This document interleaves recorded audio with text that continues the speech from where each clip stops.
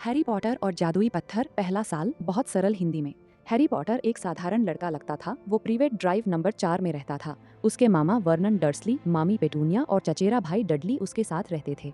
Harry को पसंद नहीं किया जाता था। वो सीढ़ियों के नीचे एक छोटी कोठरी में सोता था। डडली को हर चीज मिलती थी, खिलौने, कपड़े, केक। हैरी को कुछ नहीं मिलता था। हैरी के माथे पर बिजली के आकार का एक निशान था। मामा मामी कभी उसके माता पिता के बारे में नहीं बताते थे। वे सिर्फ कहते थे तेरे माँ बाप कार दुर्घटना में मर गए। एक दिन हैरी का 11वां जन्मदिन आने वाला था। अचानक डाकिया बहुत सारे पत्र लेकर आने लगा। पत्र हरे रंग के थे और उन पर पीली स्याही से लिखा था। मामा वर्नन पत्रों को फाड़ देते थे। फिर भी पत्र आते रहे, चिमनी से, अंडे से, दूध की बोतल से। मामा डर गए। वे सबको एक टापू पर ले गए। वहाँ एक छोटी झोपड़ी में रात बिताई। आधी रात को अचानक दरवाजा टूट गया।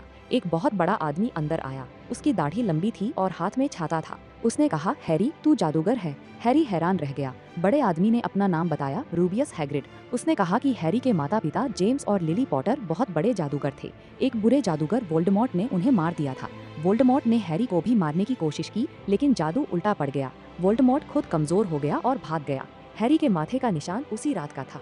हैग्रिड ने हैरी को होगवार्ट्स स्कूल ऑफ विचक्राफ्ट एंड विज़र्डरी का पत्र दिया। हैरी जादू सीखना वाला था।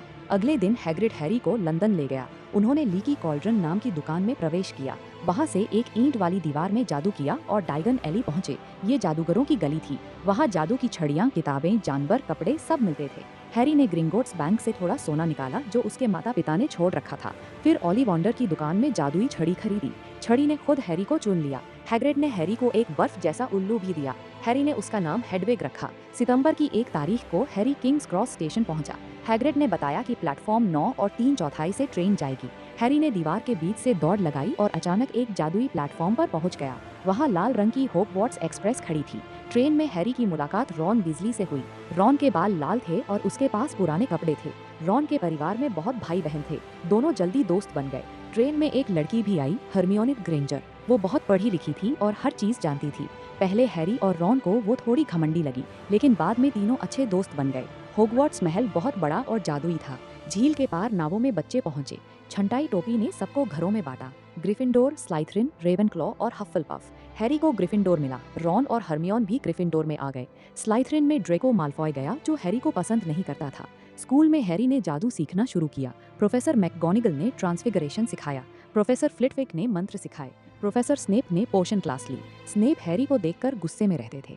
प्रोफेसर क्विरल डरा हुआ लगता था और अपने सिर पर पगड़ी बांधता था। हैरी को क्विडिच खेलना सिखाया गया। वो बहुत अच्छा उड़ने वाला निकला। उसे ग्रिफिंडोर टीम का सीकर बना दिया गया। पहला मैच में हैरी ने स्निच पकड़ लिया और टीम जीत गई। स्कूल में कुछ रहस्य चल रहा था। तीसरी मंजिल पर एक कमरा मना था। हैरी, रॉन और हरमियोन ने देखा कि वहाँ एक 3 सिर वाला कुत्ता बैठा है। उसका नाम फ्लफी था। कुत्ते के नीचे एक फ्लैप था। नीचे कुछ छिपा था। हरमियोन ने किताबों में पढ़ा कि निकोलस फ्लेमेल नाम के एक जादूगर ने दार्शनिक पत्थर बनाया था। ये पत्थर अमरता देता था और लोहे को सोना बना देता था। हैरी को लगा कि यही पत्थर फ्लफी के नीचे छिपा है। एक दिन बाथरूम में एक विशाल ट्रॉल घुस आया। हरमियोन अंदर फंस गई। हैरी और रॉन ने ट्रॉल को हराया। उसके बाद तीनों सच्चे दोस्त बन गए। क्रिसमस पर हैरी को एक जादुई लबादा मिला, इनविजिबिलिटी क्लोक। ये उसके पिता का था। लबादे से हैरी छुपकर घूमने लगा। एक रात उसने एरिस्ट के दर्पण में देखा। दर्पण में उसके माता पिता दिखे। डंबलडोर ने बताया कि ये दर्पण दिल की सबसे बड़ी इच्छा दिखाता है। साल के अंत में हैरी को पता चला कि कोई पत्थर चुराने की कोशिश कर रहा है। तीनों दोस्तों ने फैसला किया कि वे खुद जांच करेंगे। उन्होंने फ्लफी को संगीत से सुलाया। फिर एक शैतानी पौधा था जिसने उन्हें पकड़ लिया। हरमियोनी की समझदारी से वे बच गए। फिर उड़ती चाबियों का कमरा आया। हैरी ने सही चाबी पकड़ी। फिर जादुई शतरंज का खेल था। रॉन ने खुद को बलिदान किया ताकि हैरी और हरमियोन आगे बढ़ सकें। हरमियोन ने एक पहेली हल की और हैरी अकेला आखिरी कमरे में पहुंचा। वहां प्रोफेसर क्विरेल खड़ा था। उसने बताया कि वोल्डेमॉर्ट उसके शरीर में रह रहा है। क्विरेल के सिर के पीछे वोल्डेमॉर्ट का चेहरा था। वोल्डेमॉर्ट ने हैरी से पत्थर मांगा। हैरी ने मना कर दिया। जब क्विरेल ने हैरी को छुआ तो उसे जलन हुई। लिली पॉटर का प्यार का जादू अभी भी हैरी की रक्षा कर रहा था। क्विरेल मर गया। वोल्डेमॉर्ट फिर से कमजोर होकर भाग गया।